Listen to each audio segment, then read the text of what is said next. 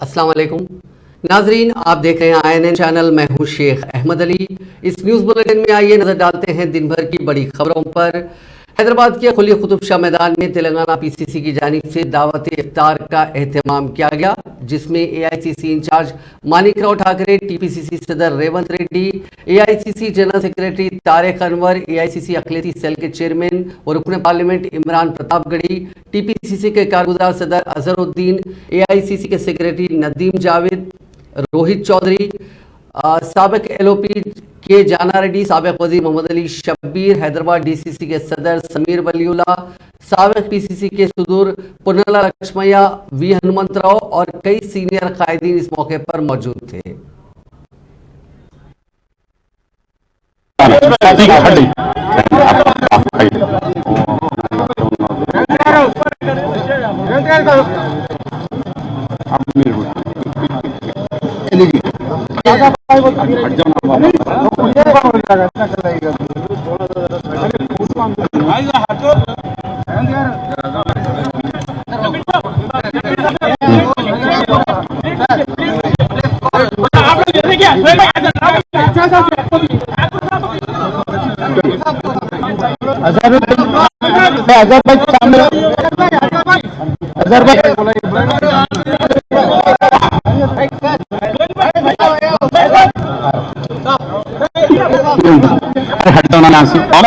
देखिए तुम लोग कैसा होगा।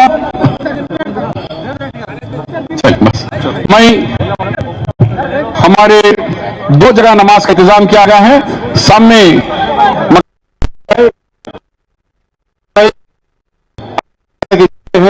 ओल्ड शहर के हमारे हैदराबाद शहर के सदर बनाए गए। आदाब करिए, खास आदाब, और थोड़ा गुफ्तगू भी करिए, बात भी करिए।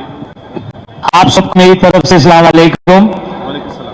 आप सबका बहुत बहुत शुक्रिया कि आज आप लोग सब यहाँ पे तशरीफ आए और हमारे कांग्रेस पार्टी की जो इफ्तार की दावत हमारे रेवंत रेड्डी साहब PCC की जानिब से है, उसको एक कामयाब दावत बनाने में आप हमारे साथ हैं। आप लोगों का बहुत बहुत शुक्रिया, आप लोगों का शुक्रगुजार रहेंगे। अभी आगे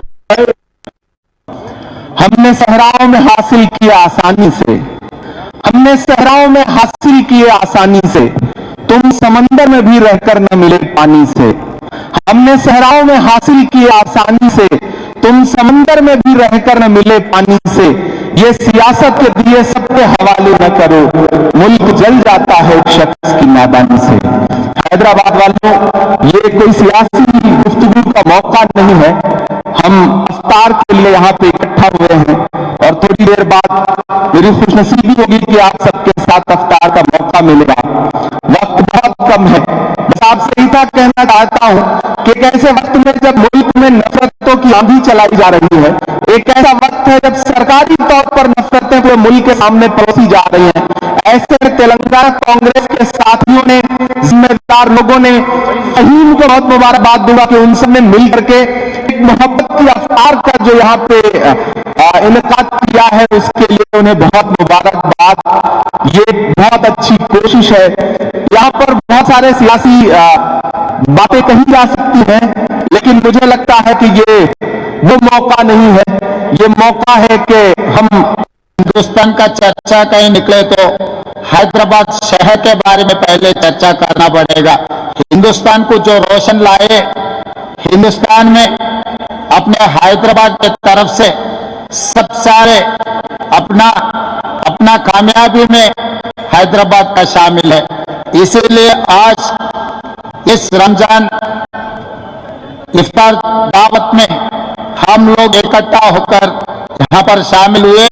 कांग्रेस पार्टी जब सत्ता में था, तब हिंदू मुसलमानों को सबको साथ में लेकर आगे चले। आप लोगों को पता है, ये जो तेलंगाना में सचार कमेटी के हिसाब से मुस्लिम्स जो उनके पावर्टी दलित से भी बहुत गरीबी में रहा, ऐसे रिपोर्ट देने के बाद कांग्रेस पार्टी सोचकर मुसलमान भाइयों को एजुकेशन एंड एम्प्लॉयमेंट में 4% रिजर्वेशन दिए। इसीलिए आज के तारीख में हमारे भाई लोग कोई भी डॉक्टर, इंजीनियर, लॉयर, ऐसे जाने आने और और मेरा अच्छा दोस्त इंडिया कैप्टन, इंडिया का नाम, हिंदुस्तान का नाम पूरा दुनिया में रोशन किए हमारे अजहरुद्दीन भाई, इंडिया क्रिकेट कैप्टन रहकर अभी इस मंच पे मौजूद है।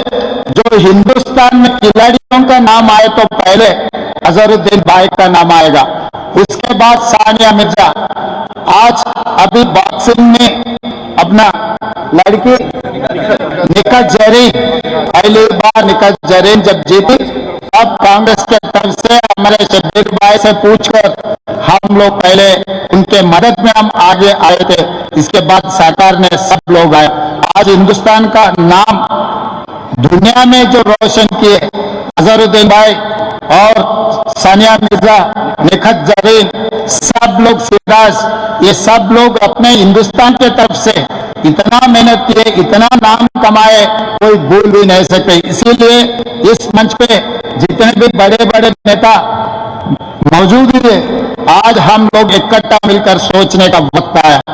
आप लोग सोचो, जो अपनी तरफ से आजाद साहब और शब्बीर अली साहब, डॉक्टर वाईएस राजशेखर रेड्डी साहब सोचकर मुसलमानों को एजुकेशन एंड एम्पावरमेंट में 6% रिजर्वेशन दिए और उसके माइनॉरिटी में इंजीनियरिंग और मेडिकल कॉलेजेस भी दिए। माइनॉरिटी कॉर्पोरेशन से जो भी कारोबार करने वाले तो गरीब लोगों को फाइनेंशियल भी मदद किए, मगर आज के तारीख में सरकार से कोई मदद नहीं है। आज हमारे कुछ नेतागण शहर के शहंशाह बोलने वाले, शहर के मालिक बोलने वाले, कर का शेयरिंग हमारे हाथ में है बोल रहे हैं, मगर ये कार अपनी वोट लेकर हैदराबाद से निकलकर दिल्ली जाके मोदी गली में घुस रहा है। तेलंगाना स्टेट वक्फ बोर्ड की जानिब से भी आज इफ्तार का एहतमाम किया गया था। ये इफ्तार पार्टी का इंतजाम आज हज हाउस नामपल्ली पर किया गया। इसमें रियासती वज़रा टी हरीश राव और वजीर दाखिला महमूद अली, उनके अलावा कई सीनियर कायदीन BRC इस इफ्तार पार्टी में मौजूद थे।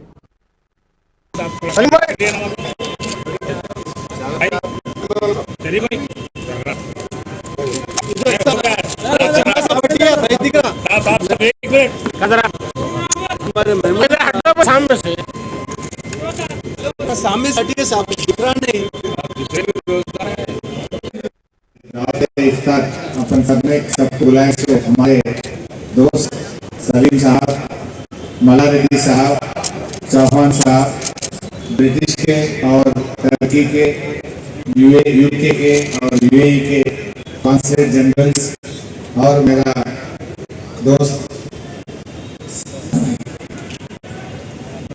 अमीर साहब, तारिक अंसारी साहब, इम्तियाज साहब, हमारे सियासत के मेरे दोस्त आमिर साहब, मसीह भाई, तमाम बुजुर्गों भाइयों, आप सबको सलाम अलैकुम। सलीम भाई तो हर साल बहुत ही बड़ी तरीके से ये दावत इफ्तार देते हैं, ऐसे ही आगे हर साल देना चाहिए और अल्लाह ने उनको और अच्छी बरकत और अच्छी तबीयत देने के लिए मैं भी अल्लाह से दुआ करना चाहता हूँ। आज तेलंगाना में एक गंगा जमुना तहसील पिछले 8 मैं आप सबको रमजान के मुबारक। वज़ीर आज़म नरेंद्र मोदी हफ्ता यानी 8 अप्रैल की सुबह हैदराबाद का दौरा करेंगे, जहां वो 11:30 बजे दिन दिल्ली से खुसूसी तैयारी के जरिए बेगमपेट एयरपोर्ट पहुंचेंगे। 2 घंटे तक जारी रहने वाले उनके इस दौरे के दौरान वज़ीर आज़म 11:35 पर बेगमपेट एयरपोर्ट से बजरिए कार सिकंदराबाद रेलवे स्टेशन पहुंचेंगे, जहां वो हैदराबाद तिरुपति वंदे भारत ट्रेन को झंडी दिखाएंगे। बाद अज़म 12:05 पर सिकंदराबाद से परेड ग्राउंड के लिए वो रवाना होंगे, जहां वो 12:15 बजे अवामी जलसे में शिरकत करेंगे और रियासत की 6 कौमी शाहराहों का संग बुनियाद रखते हुए उन्हें कौम के नाम मालूम करेंगे। बाद अज़ां 12:50 से 1:20 तक आधा घंटा जलसे आम से खिताब करेंगे। इस जलसे आम में चीफ मिनिस्टर चंद्रशेखर राव को भी मदऊ किया गया है और उन्हें भी तकरीर का मौका फराहम किया गया, जिन्हें 12:30 से 12:37 तक तकरीर का वक्त दिया गया है। ताहम चीफ मिनिस्टर की जानिब से इस जलसे-आम में शिरकत से मुताल्लिक कोई इत्तला नहीं है। इस जलसे-आम में बीजेपी की जानिब से भारी तादाद में अवाम को ले जाने के इक़दाम किए जा रहे हैं। हैदराबाद शहर के अलावा अजला, रंगारेड्डी, महबूब नगर, मेदक और नलगुंडा से भारी तादाद को परेड ग्राउंड मुंतकिल करने के लिए ट्रांसपोर्ट का इंतजाम किया जा रहा है।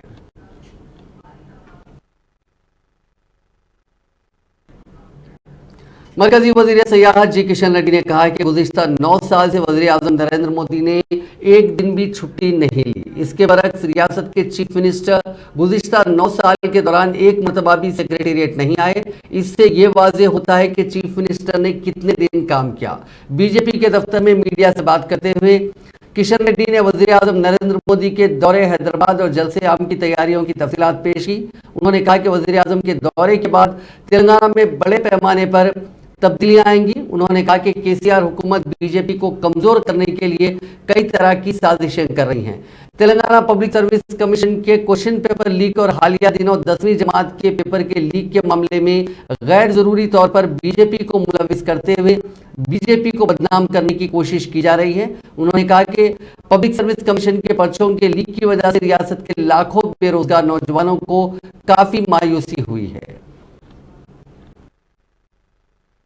ప్రత్యేకంగా ఎక్కడికక్కడ పార్టీని కండువా కప్పి లాంఛనంగా చేర్చుకునేటువంటి కార్యక్రమం కొనసాగుతుంది. కానీ వాళ్ళందరికీ రోజు భారతీయ జనతా పార్టీలో చేరుతున్న సందర్భంగా హృదయపూర్వకమైనటువంటి స్వాగతం పలుకుతా ఉన్నాను. ఈ రోజు నుంచి మీరంతా బీజేపీ కుటుంబ సభ్యులు. బీజేపీ అంటే ఈరోజు భారతదేశంలోనే కాదు యావత్ ప్రపంచంలో అతిపెద్ద రాజకీయ పార్టీ ఏదైనా ఉంది అంటే 130 కోట్ల మందికి సంబంధించినటువంటి భారతదేశానికి సంబంధించినటువంటి పార్టీ ఈరోజు ప్రపంచంలోనే అతిపెద్దగా ఉన్నటువంటి పార్టీ భారతీయ జనతా పార్టీ. గతంలో చైనా కమ్యూనిస్ట్ పార్టీ పెద్దగా ఉండేది, అతిపెద్ద సభ్యులు ఉన్నటువంటి పార్టీ. ఈరోజు చైనా కమ్యూనిస్ట్ పార్టీని కూడా వెన్నగకి నెట్టేసి ప్రపంచంలో అగ్ర పార్టీగా वज़ीर आज़म नरेंद्र मोदी के हाथों हफ्ता यानी 8 अप्रैल को सिकंदराबाद रेलवे स्टेशन से सिकंदराबाद तक तिरुपति वंदे भारत एक्सप्रेस ट्रेन को झंडी दिखाकर रवाना करने की तकरीब के पेश नज़र मुसाफिरीन के लिए प्लेटफॉर्म नंबर 10 बंद रहेगा। महकमे रेलवेज के ओहदेदारों ने बताया कि मज़कूरा प्लेटफॉर्म के अलावा दूसरी सहूलतें भी मुसाफिरों के लिए दस्तियाब नहीं रहेंगी, जिनमें टिकट बुकिंग, कैटरिंग, स्टॉल्स और वेटिंग हॉल्स वगैरह भी शामिल हैं। ओहदेदारों ने बताया कि हफ्ते को 1 बजे दिन तक ये तहदीदात आयद रहेंगी। इस मुद्दत के दौरान 2 व्हीलर्स और 4 व्हीलर्स के लिए पार्किंग की सहूलत भी नहीं रहेगी। मुसाफिरीन से ख्वाहिश की गई है कि वो उन तहदीदात को नोट कर लें।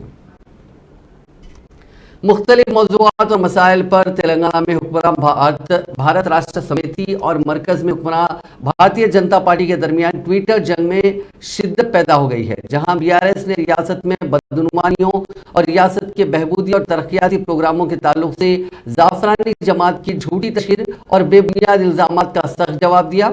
ट्विटर जंग जुमेरात को उस वक्त शुरू हुई जब बीजेपी के सरकारी ट्विटर हैंडल पर एक वीडियो पोस्ट करते हुए तेलंगाना में रैतु बंधु कल्याण लक्ष्मी जीएसटी कलेक्शन में मुबैना बदनुमानियों के साथ मरकजी फंड्स के गलत इस्तेमाल का इल्जाम आयद किया गया। अवाम को गुमराह करने वाली बीजेपी की हरकतों पर ट्विटर सारिफीन ने सख्त रद्द-ए-अमल का इजहार किया और पूछा कि रैतु बंधु कल्याण लक्ष्मी और आसरा वदायफ जैसी स्कीमात में बदनुमानियों की गुंजाइश किस तरह है, जबकि इन स्कीमात के तहत बेनिफिशरीज को रास्त रुकुमात मुंतकिल की जाती हैं। साथ ही ये भी पूछा गया कि रैतु बंधु कल्याण लक्ष्मी और दूसरी बहबूदी स्कीमात में बीजेपी हुकूमत का ताउन कितना है। जाफरानी जमात की तनकीदों का जवाब देते हुए बीआरएस ने बीजेपी का तकाबुल भ्रष्टाचारी जुमला पार्टी के तौर पर किया।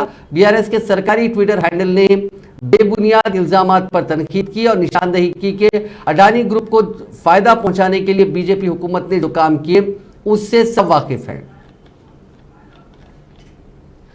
वजीर IT व सनत KT रामाराव ने हैदराबाद के शंकरैया आई हॉस्पिटल में मुनक़िदा तकरीब को मुखातिब करते हुए बताया कि ये गुज़िश्ता 9 साल से कई प्रोग्रामों में शिरकत कर रहे हैं, लेकिन आज उन्हें निहायत मसरत हो रही है कि एक ट्रस्टी दवाखाने में जो काम किया जा रहा है वो काबिल सताइश है। उन्होंने तयक़ुन दिया कि हुकूमत की जानिब से मुकम्मल ताउन किया जाएगा और टैक्स माफ करने के सिलसिले में वजीर आला चंद्रशेखर राव से नुमाइंदगी वो करेंगे। केटीआर ने बताया कि हुकूमत शोबे सेहत में बड़े पैमाने पर काम कर रही है। कंटी वेलुगु प्रोग्राम के तहत पहले मरहले में 3 करोड़ आवाम का आंखों का मायना करने के इकदाम करने के अलावा दूसरे मरहले का प्रोग्राम जिसके जुमला 50 दिन मुकम्मिल हुए, इस दौरान 1 करोड़ अफराद के आंखों के मायने करते हुए 29 लाख अफराद को मुफ्त ऐनकें तकसीम की गई। इसके अलावा बस्ती दवाखाने कायम करने के इकदाम किए गए। 30,000 मुफ्त ऑपरेशन किए गए हैं। इस मौके पर रुकन असेंबली प्रकाश गौड़ और दीगर मौजूद थे। And I'm also happy to share with you, sir, you're a doctor by training, and you told me that your wife Radha Garu, wherever she is, she's an anesthetist as well, and you said you've devoted your life for the last 20 to serving the needy and serving the poor, who need medical attention and medical care. So let me tell you, today Telangana, in fact, has taken inspiration under the leadership of our Chief Minister, and we have risen steadily in rankings in the Niti Aayog indexes on health. Today we are ranked number 3 after Tamil Nadu and Kerala, and I am very hopeful that we will even surpass Kerala and Tamil Nadu in the next 1 or 2 years, setting new benchmarks for the rest of the country as well. We already have the maximum number of beds for 100,000 people in the country, more than any other state in India. We are also launching village clinics, Palle Davakhanalu. We have also launched urban dispensaries called as Basti Davakhanalu to provide better healthcare facilities for both rural and urban poor. And I'm delighted that with Shankara launching your facility here, you have told me that you will be performing 30,000 surgeries free of cost per annum per year, which I think deserves a huge round of applause to the entire team of Shankara. And sir, what वजीर सेहत हरीश राव ने कहा है कि corona virus से महफूज रहने के लिए वैक्सीन के एहतियाती डोज देने के मामले में तेलंगाना रियासत नंबर 1 मकाम पर है। ताहम उन्होंने शिकायत की कि मरकजी हुकूमत की जानिब से वैक्सीन के डोज सरबराह न किए जाने की वजह से रियासत में वैक्सीन का स्टॉक खत्म हो गया, जिससे रियासत भर में टीका अंदाजी का प्रोग्राम रुक गया है। कौमी सतह पर गुज़िश्ता चंद दिनों से कोरोना के केसों में इजाफे के पेश नज़र आज मरकज की जानिब से तमाम रियासतों के वज़राए सेहत के साथ एक वीडियो कॉन्फ्रेंस मुनक्किद की गई। मरकजी वजीर सेहत मनसुख मांडविया की जानिब से मुनक्किदा इस वीडियो कॉन्फ्रेंस में तेलंगाना से वजीर सेहत हरीश राव ने हिस्सा लेते हुए मरकजी वजीर को रियासत की ताज़ा सूरत हाल के अलावा कोरोना पर काबू पाने के सिलसिले में मुख्तलिफ तजावीज़ दिया। इस मौके पर खिताब करते हुए हरीश राव ने कहा कि चीफ मिनिस्टर KCR की क़यादत में तेलंगाना में कोरोना पर काबू पाने के लिए बड़े पैमाने पर टीका अंदाजी के प्रोग्राम को अंजाम दिया गया, जिससे आज तेलंगाना में कोरोना के फैलाव में काफ़ी कमी हुई है और टीका अंदाजी के प्रोग्राम में भी तेलंगाना रियासत दीगर रियासतों के लिए मिसाली बन गया है। तेलंगाना के चंद अजला को कौमी सतह पर पंचायत अवार्ड हासिल हुए हैं। दीनदयाल उपाध्याय पंचायत सतत विकास पुरस्कार अवार्ड की तकसीम में सबसे ज्यादा तेलंगाना को अवार्ड हासिल हुए हैं। कौमी सतह पर मरकज की जानिब से मजमूई तौर पर 27 अवार्ड्स का ऐलान किया गया, जिनमें 8 अवार्ड्स तेलंगाना के दही इलाकों ने हासिल किए। इसी तरह सेहत और पंचायत राज महकमे में भी पहला अवार्ड भद्रादरी कुत्तागुडम जिले के गौतमपुर को हासिल हुआ। इस तरह वाफर पानी रखने वाले मौजू के अवार्ड में पंचायत राज डिपार्टमेंट को जनगांव जिले के नेरटला ग्राम पंचायत को पहला मुकाम हासिल हुआ। समाजी तहफ़्फ़ुज़ के ज़मरे में महबूबनगर जिले के कोंगाटपल्ली ग्राम पंचायत को पहला मुकाम हासिल हुआ। वुमेन इको फ्रेंडली शोबे में सूर्यापेट जिले के आईपुर को पहला मुकाम हासिल हुआ। गुर्बत से पाक और मियारी जिंदगी गुजारने वाले पंचायतों में गढ़वाल जिले के मांदोड़ी ग्राम पंचायत को दूसरा मुकाम हासिल हुआ। इन सभी अवार्ड्स को लेकर रियासती वजीर फाइनेंस टी हरीश राव ने पंचायत राज डिपार्टमेंट के अहदेदारों और वजीर एरबली दयाकर राव को मुबारकबाद पेश की। मरकजी काबीना ने आज घरेलू गैस की कीमतों से मुतालिक नज़रसानी शुदा गाइडलाइंस को अपनी मंजूरी दे दी है। आज शाम नई दिल्ली में मीडिया को तफसीलात फराहम करते हुए मरकजी वजीर अनुराग सिंह ठाकुर ने कहा कि कुदरती गैस की कीमत भारत के खाम तेल से मुतालिक मजमूए के माहाना औसत का 10% हो गई। उन्होंने कहा कि इस इक़दाम का मकसद कीमतों के इस्तेहकाम को यकीनी बनाना और तेल पैदा करने वालों को मार्केट के गैर मुवाफिक उतार चढ़ाव के खिलाफ खातिर ख्वाह तहफ़्फ़ुज़ फराहम करना है। प्लांट तक इन सबको इसका लाभ मिलेगा। इससे गैस के दाम कम आएंगे, PNG और CNG के। इसकी थोड़ी विस्तार में मैं आपको जानकारी देना चाहता हूं कि डोमेस्टिक नेचुरल गैस की प्राइसिंग से संबंधित 2014 की गाइडलाइंस में आज संशोधन किया गया। अक्टूबर 2014 में जो अनुमोदित गाइडलाइंस के अंतर्गत देश में जो अनुत्पादित नेचुरल गैस थी उसके दाम 4 अंतर्राष्ट्रीय गैस हब्स में नेचुरल गैस के दाम के वेटेड एवरेज के आधार पर निर्धारित किए जाते थे और ये 1 नवंबर 2014 में जब लागू हुई तो इसके आधार पर हर 6 महीने में दाम निर्धारित किए जाते थे। अगर आप देखेंगे तो वैश्विक कारणों के कारण विगत 2 वर्षों में 1.5 से 2 वर्षों में अंतर्राष्ट्रीय दामों में अत्यधिक वृद्धि हुई है। अगर मैं आपको बताऊं कि डोमेस्टिक गैस का निर्धारित प्राइस जो 1 अक्टूबर 2020 में $1.79 था पर MMBTU, वो बढ़कर 1 अक्टूबर 2022 में $8.57 हो गया, यानी कि $1.79 से बढ़कर $8.57 हो गया 2 वर्षों में। और इससे जो पाइप नेचुरल गैस के और CNG के जो हमारे कंप्रेस्ड नेचुरल गैस के उपभोक्ता थे उनको ऊंचे दामों का बोझ सहना पड़ता था। किसानों को तो रियायती दाम पर खाद मिलती रही, भारत सरकार पर भी उसका बोझ पड़ा और हमारे उपभोक्ताओं पर बोझ ना पड़े तो इसकी परिस्थितियों को देखते हुए जो बदलाव किया, इसलिए एक एक्सपर्ट कमेटी का गठन किया गया था और एक्सपर्ट कमेटी ने जो अपने सुझाव दिए हैं उसी के आधार पर संशोधन है। पहला यह है कि डोमेस्टिक गैस के प्राइस अब इंटरनेशनल हब गैस के प्राइस के जगह जो उसमें बदलाव किया उसकी जगह अब इंपोर्टेड क्रूड के साथ लिंक कर दिया गया है और डोमेस्टिक गैस का प्राइस यानी कि डोमेस्टिक गैस का दाम अब इंडियन क्रूड बास्केट के अंतर्राष्ट्रीय प्राइस का 10% होगा। मान लीजिए अगर 85% दाम है क्रूड का तो उसका 10% $8.5 होगा और ये अब हर महीने तय किया जाएगा, हर 6 महीने में तय नहीं होगा। दूसरा,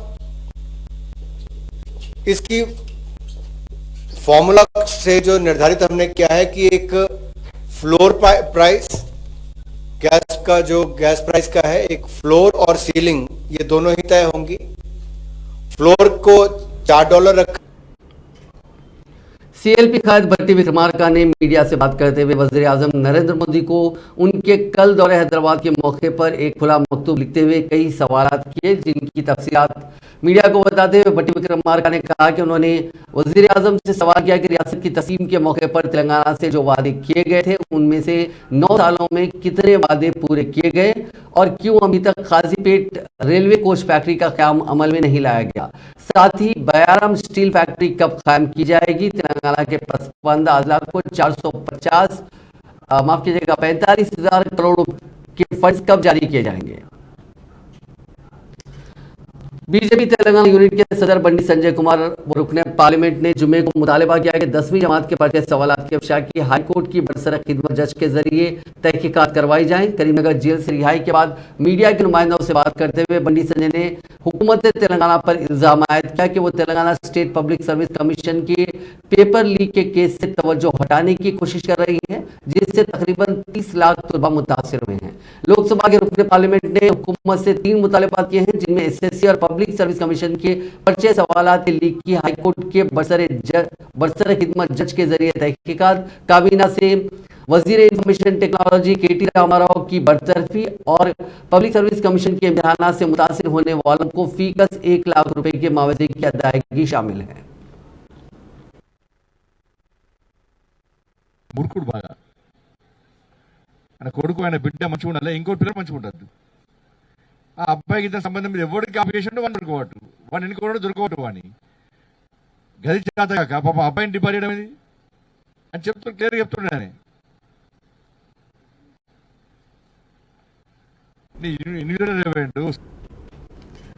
हैदराबाद की मशहूर दरगाह यूसुफैन नामपल्ली की सड़क खस्ता हालत में है। 15 दिन पहले ड्रेनेज के मेन होल की तामीर के लिए वहां खड्डे खोदे गए थे। जिसकी वजह से मकामी लोगों और दरगाह को आने वाले ज़ायरीन को काफ़ी मुश्किलात का सामना करना पड़ रहा है। मकामी लोगों ने कई बार वहाँ के मकामी कायदीन को इस बारे में बताया, लेकिन अब तक इस मसले को हल नहीं किया गया। वहाँ कोई पुरसाने हाल नहीं है। मकामी लोगों ने MLC रहमत बेग से अपील की है कि वो इन मसाइल पर तवज्जो दें। ये दरगाह शरीफ के बाजू में मेरी होटल है। चारनाथ के दिन ये खोदने लगा मेरे लोगों का, उसके बाद में अब तक कोई तवज्जो नहीं दी है। 2 दिन से दुनिया का पानी पड़ा, लोग गिड़िया रहे, दुनिया की ट्रैफिक जाम हो रही, चल नहीं सके। हालांकि मशहूर रोड है दरगाह शरीफ की, कैसा रहना चाहिए यहाँ पर जरा तवज्जो नहीं है बल्दिया की तरफ से। इसका भी मेरे वाला पूरे खुद के डाल दिए। ज़ाहिरीन को तकलीफ, मुस्लिमों को तकलीफ, आने जाने को तकलीफ, रोड के ऊपर गाड़ियों को तकलीफ। मैंने वो छोटी रही है, ऊपर से ये छोटी रोड के ऊपर 2 बाई 2 का खुद दिए तो भूली जंगी कैसे बोला भाई, नहीं बोला आप लोगों को भाई, काम वालों को, दुकान वालों को भाई ये तकलीफ हो रही है, ज़ाहिरीन को भी तकलीफ हो रही है, कारोबार को भी। मैंने खुद के डाली है ये जुमेरात के दिन डाले, चांदरात से 1 दिन पहले, चांदरात से 1 दिन पहले। तो ये चांदरात से 1 दिन पहले जो रोड खोद के डाले सो है, इससे पहले भी 4 दिन या 5 दिन के बाद यहाँ पे लेबर आए थे काम करने का, मट्टी डाल के गए। उसको बोला मैं कि जैसे भाई यहाँ पे मट्टी डाले, तुम लोग काम का शुरू करेंगे। लेकिन फिर भी जैसे भाई ने कल से शुरू करेंगे बोले, कल से बोले, लेकिन अब तक जैसे 15 दिन होगा, 15-16 दिन होगा मेरे ख्याल से। जब से जैसे रोड ऐसी है, आने जाने वालों को भी तकलीफ हो रही है और या कामकाज करने वालों को भी तकलीफ हो रही है। तो इसकी तरफ अगर तवज्जो दे दो। और मैं जो महकमे मौसमियात ने पेश कयासी की है कि आइंदा 24 घंटों के दौरान तेलंगाना के अजला आदिलाबाद, आसिफाबाद, मंचिरियाल, निर्मल, निजामाबाद, जगतियाल, राजन्ना सिरसिला और कामारेड्डी में कहीं कहीं गरज और चमक के साथ बारिश हो सकती है। इस मुद्दत के दौरान सालाबारी का भी इम्कान है और 40 से 50 किलोमीटर फी घंटा रफ्तार से तेज हवाएं भी चलेंगी। जुमे को जारी करदा यौमिया मौसमी रिपोर्ट में कहा गया कि इस मुद्दत के दौरान रियासत के कई बाकी अजला में भी चंद मकामात पर गरज और चमक के साथ बारिश होगी और 30 तक 40 किलोमीटर फी घंटे की रफ्तार से तेज हवाएं चलेंगी। रियासत के चंद मकामात पर 7 और 8 अप्रैल को भी हल्की तो औसत बारिश या बूंदाबांदी का इम्कान है। बगैर किसी इलाज के हॉस्पिटल्स के फर्जी बिलों को तैयार करते हुए चीफ मिनिस्टर रिलीफ फंड से इलाज के नाम पर माली इमदाद हासिल करने की कोशिश को पुलिस ने बेनकाब कर दिया। चीफ मिनिस्टर रिलीफ फंड के दफ्तर के ओहदेदारों ने बाज़ दरखास्तों पर शक का इजहार करते हुए पुलिस में शिकायत दर्ज करवाई, जिसके नतीजे में CCS पुलिस ने इस केस की तहकीकात करते हुए 4 अफराद के खिलाफ मुकदमा दर्ज कर लिया, जिन्होंने इलाज के बगैर खम्मम के खानगी हॉस्पिटल के अलावा मिरियालगुड़ा के एक और हॉस्पिटल के इंतजामिया ने गैर कानूनी तरीके से रकम हासिल करने के लिए फर्जी बिल के जरिए CMRF के लिए माली इमदाद की दरखास्त दी। CCS पुलिस ने बताया कि 30 से 40 हज़ार रुपए की रकम हासिल करने के लिए इस तरह के फर्जी बिल्स दरखास्त के साथ पेश किए गए, जो तहकीकात में नकली साबित हुए। इस तरह की धोखाधड़ी में चंद दीगर अफराद भी मुलविस हैं, उनकी भी तहकीकात की जा रही है। सिद्दीपेट जिले के हुस्नाबाद में एक 37 साल नौजवान की क्रिकेट खेलने के दौरान हार्ट अटैक से मौत हो गई। उनकी शिनाख्त आंजनेलू की हैसियत से हुई। बताया गया कि सिद्दीपेट जिले के हुस्नाबाद मुस्तकर पर KMR के नाम से क्रिकेट टूर्नामेंट जारी है। आज एक मैच के दौरान आंजनेलू नामी नौजवान ने बॉलिंग करते हुए अचानक ढेर हो गए, जिस पर साथी खिलाड़ियों ने उन्हें CPR तरीके से तिबी मदद की कोशिश भी की, जिसमें वो नाकाम हो गए और उन्हें फौरी तौर पर अस्पताल मुंतकिल किया, जहां डॉक्टरों ने उन्हें मुर्दा करार दिया। बताया गया है कि मुतवफ़्फ़ी का ताल्लुक चिगोरमा मेडी मंडल के सुंदरगिरी से है। Telangana state road transport corporation की एक इलेक्ट्रिक बस को जुमे को आग लग गई। ये वाकया बेगमपेट एयरपोर्ट के करीब उस वक्त पेश आया जब ये बस शमशाबाद से जुबली बस स्टेशन जा रही थी। इंजन में धुआं महसूस होने के बाद बस के ड्राइवर ने गाड़ी रोक दी और मुसाफिरीन को चौकस किया। तमाम मुसाफिरीन को बस से बाहिफाजत उतार लिया गया। एक फायर इंजन ने फौरी पहुंचकर आग बुझा दी। ओहदेदारों ने कहा कि बस का सिर्फ एक हिस्सा ही जला है। शुबा किया जा रहा है कि शॉर्ट सर्किट की वजह से आग लगी होगी। महकमे RTC के ओहदेदारों ने तहकीकात का आगाज किया। फैजा में जुमे को रौनमा सड़क हादसे में एक 7 साल लड़का हलाक हो गया। इस वाकये में 5 अफराद उस वक्त जख्मी हो गए जब एक लॉरी ने कार को टक्कर दे दी। पुलिस ने कहा कि आदित्य नाम ये लड़का निजामाबाद के एक दवाखाने में इलाज के दौरान जख्मों से जान बन ना हो सका, जबकि आदित्य की मां कलावती, दूसरे अफराद खानदान श्रीनक, रोही, रामू और कार ड्राइवर कार्तिक जख्मी हो गए। इन सभी का ताल्लुक भैंसा टाउन की पिपरी कॉलोनी से बताया गया है। नाज़रीन, इस न्यूज़ बुलेटिन में बस इतना ही। आप देखते रहिए INN चैनल।